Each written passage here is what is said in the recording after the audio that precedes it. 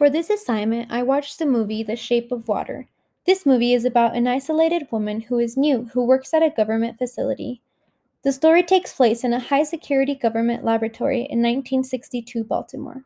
Her life changes forever when she discovers the lab's classified secret, a mysterious scaled creature from South America that lives in a water tank. As Eliza develops a unique bond with her new friend, she soon learns that its fate and very survival lies in the hands of a hostile government agent and a marine biologist. Eliza has a speech impairment called muteness. She has no auditory complications, which are clarified in the film. She is portrayed as an independent woman who attends to her needs. She is confronted by her superior at work about her muteness, and her friend responds for her and shares that Eliza's throat box was taken out as a baby.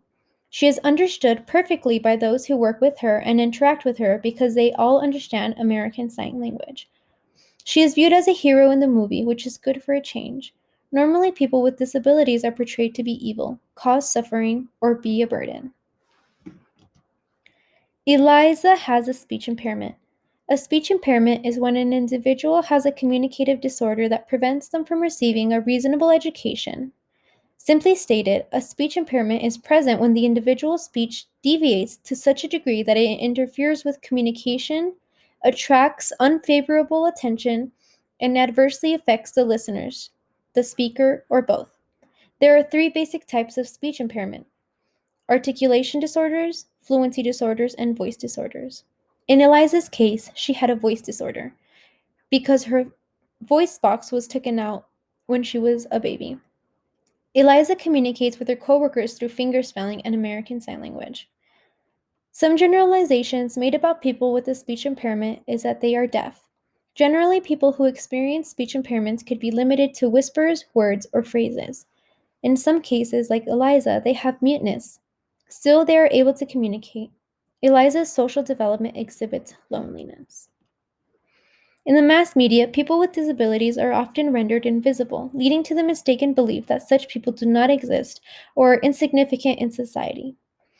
And even when a disability does not limit sexual functioning, it may impair the person emotionally. Stereotypes about people with disabilities persist across generations.